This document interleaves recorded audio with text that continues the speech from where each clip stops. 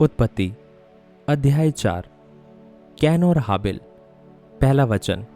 जब आदम अपनी पत्नी हवा के पास गया तब उसने गर्भवती होकर कैन को जन्म दिया और कहा, मैंने यहोवा की सहायता से एक पुरुष पाया है। फिर उसने उसके भाई हाबिल को भी जन्म दिया। हाबिल भेड़ बकरियों का चरवाहा बन गया, परंतु कैन भूमि पर खेती करने वाला किसान बना। कुछ दिनों के पश्चात कैन यहोवा के पास भूमि की उपज में से कुछ भेंट ले आया और हाबिल भी अपनी भेड़ बकरियों के कई एक पहलोटे बच्चे भेंट चढ़ाने ले आया और उनकी चर्बी भेंट चढ़ाई। तब यहोवा ने हाबिल और उसकी भेंट को तो ग्रहण किया, परंतु कैन और उसकी भेंट को उसने ग्रहण न किया। तब कैन अधिक क्रोधित हुआ और उसके मुंह पर उदासी छा गई।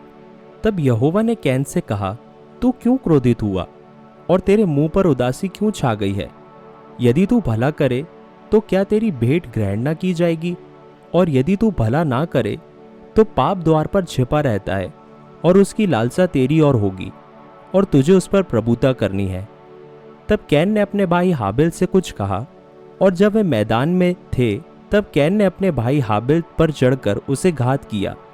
तब यहोवा ने कैन से पूछा, तेरा भाई हाबिल कहाँ है? उसने कहा, मालूम नहीं, क्या मैं अपने भाई का रखवाला हूँ? उसने कहा, तूने क्या किया है? तेरे भाई का लहू भूमि से मेरी ओर चिल्लाकर मेरी दुहाई दे रहा है। इसलिए अब भूमि जिसने तेरे भाई का लहू तेरे हाथ से पीने के लिए अपना मुंह खोला है, उसकी ओर से तू शापित है। चाहे तू भूमि पर खेती करे तो भी उसकी पूरी उपज फिर तुझे ना मिलेगी, और तू पृथ्वी पर भटकने वाला और भगोड़ा होगा। तब कैन ने यहोवा से कहा, मेरा दंड सहने से बाहर है।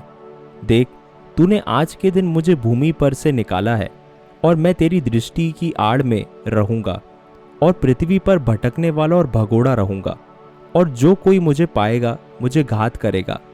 इस कारण यहोवा ने उससे कहा, जो कोई कैन को घात करेगा उससे 7 गुना बदला लिया जाएगा। और यहोवा ने कैन के लिए एक चिन्ह ठहराया, ऐसा ना हो कि कोई उसे पाकर मार डाले। कैन के वंशज। तब कैन यहोवा के सम्मुख से निकल गया और नोद नामक देश में जो अदन के पूर्व की ओर है रहने लगा। जब कैन अपनी पत्नी के पास गया तब वह गर्भवती हुई और उसने हनोक को जन्म दिया।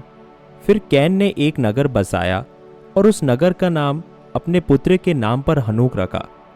हनोक से इराद उत्पन्न हुआ, और इराद से महुएल उत्पन्न हुआ, और महुएल से मतूशेल, और मतूशेल से लेमेक उत्पन्न हुआ। लेमेक ने 2 स्त्रियां ब्याह ली, जिनमें से एक का नाम आदा और दूसरी का नाम सिल्ला था। आदा ने याबाल को जन्म दिया। वह तंबुओं में रहना और पशु पालना, इन दोनों रीतियों का प्रवर्तक हुआ।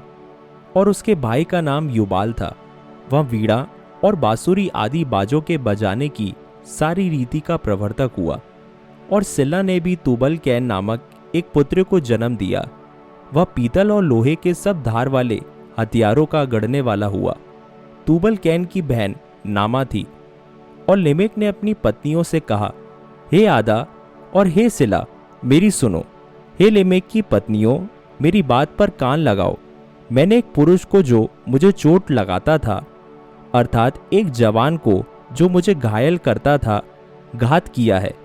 जब कैन का बदला 7 गुना लिया जाएगा तो लेमेक का 70 गुना लिया जाएगा।